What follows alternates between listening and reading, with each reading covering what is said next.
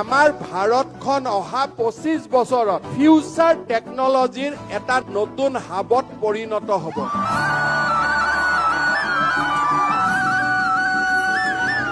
মই বিশ্বাস কৰোঁ যে বি বৰুৱা কলেজক আমি এডভান্স লাৰ্ণিঙৰ এটা চেণ্টাৰলৈ পৰিণত কৰিব লাগে।